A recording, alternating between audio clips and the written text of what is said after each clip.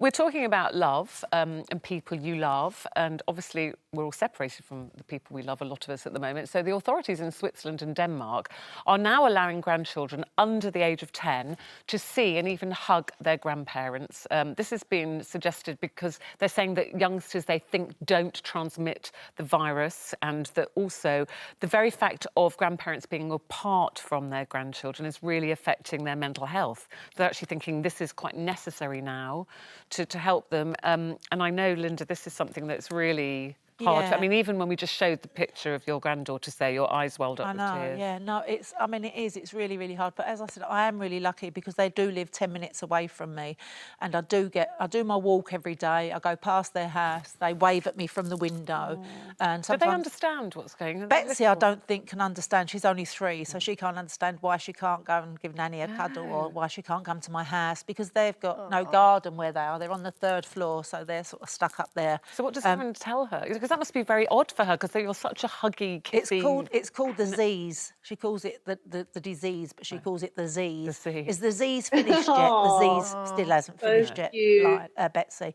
But yeah, no, it's really, really difficult. So they talk to me from the window and say, can you get us some popcorn or whatever? And then after I've done my shop, I'll leave it on the doorstep for them on my way back. I mean, it's funny, isn't it? It's weird for us as adults, but we can kind of rationalise it. But you do think, with young children, they must just think, what on earth is going on? And particularly very young, when they're 3, where she's so used to seeing you, all the time you spend with her. And lots of grandparents, do a lot of childcare, don't they? To suddenly have that literally cut off. Well, they would be in my house now on the terrace and the paddling pool would be out and that. Instead, they're stuck upstairs. They've actually got a little garden opposite where they are, but there's too many kids playing in it, so Lauren's worried about that. Are you excited? Because, I mean, they are relaxing. So Denmark, Switzerland, as Ruth said, they're relaxing. What I won't give for the rules just now. To be able to touch them, like it's that so could hard. potentially happen here this weekend, because Boris is going to make his big sort of statement on Sunday. Potentially, one of the things they're talking about is possibly that groups under 10 or whatever can. So that would allow you. I mean, you must be so excited. That would be the best day of my life, honestly. It really, really would. I mean, the last time we had a family gathering was Mother's Day, which was just before, and so we had roast dinner and the kids were playing out on the terrace and everything. And then after that, it was like, so I kept the Mother's Day cards up for weeks, like because it was the last time they were around. What about your children, Saira? I know they're very close to they're both sets of your mum and Steve's parents. How are they dealing with all this? Well, I mean, we've helped our nanny Margaret to learn how to Zoom. So we basically, we put her on and the kids speak to her, but we say, can you put Grandad on now? We literally see Grandad's nostrils. She hasn't quite worked out the angles or anything. But I mean, they only live half an hour away, so we do go. Steve goes round, pops stuff over on the doorstep. But for the kids, it is just Zoom, and I think that physical touch is really. It's difficult for them to not say, can we just go around to Nanny and Grandad's? But the only thing I would say is that despite the fact that things will be relaxed, I still feel so nervous with all of this advice that we've been given. I still want to put them in a vulnerable situation. I'd want to know that I'm okay and I don't have it. So I want to wait for the test and then to be able to go and see them. I don't know.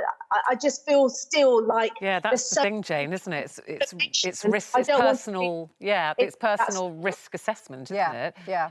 Obviously over 70s, they're saying, well, we're doing this to protect the more vulnerable, because actually that's the highest age group for people sadly dying from COVID. I mean, your mum is very much in that group. Yes, but very active. Thank you for that, Ruth. Lady. My mother's only 55, to anyone that asks. She's younger than you. Yeah, she's exactly. Very active, but yeah, no, she's really finding it tough because she lives on her own, and right at the very start of it all, we did say, look, do you want to move in with us for the whole lockdown? And of course, in the early days, I think we all thought it was only going to be a couple of weeks.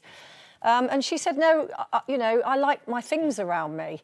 But I think now she's wishing that she had, because it is going on and on and on. And I think when people live on their own, that lack of social interaction, and when you're later in life, you sort of think, well, I don't know how much longer I've got on this planet, and if I'm just going to spend it on my own looking at a wall, I heard a what's man on the radio this morning. It literally broke my heart, and he said, "I'm just really worried." He's quite elderly, and with some underlying health issues, and he said, "I'm just worried I'm never going to see or touch my grandchildren again. I'm just worried that I'm going to die." Yeah, it literally broke my heart, because that will happen to people. won't it? That they can't, and And it has happened for people. That's the Yeah. serious side of it, is that the people in hospital who, of course, have died and they haven't been able to see their families. So you've got that, it's that constant balance. But then that brings it back to what you were saying, Saira, is that even if they lifted that, would you feel happy going to see your mum not knowing, you know, you could be asymptomatic? Would you do it without having a test? So everybody's nervous about, you know, we want this to happen, but how far are we prepared to go with it? I mean, honestly, Jane, for me right now, Ruth, is that I want to know. I want the test. I want to know that I've, you know, if I've got it or I haven't, and what I can then do, because I don't want to put other people at risk. And I think that's what's happened as a result of being in isolation, you know, in lockdown, and with all the information that we've been given. I want to have the test. Yeah, well, I mean, I don't think you can do that at the moment unless you've got symptoms, you're a frontline worker and things, so it's going to be a while. But Linda, we hope for you. I know sort of you're just desperate to get your hands on those girls, aren't you? I am, Oh, do you want to give them a wave?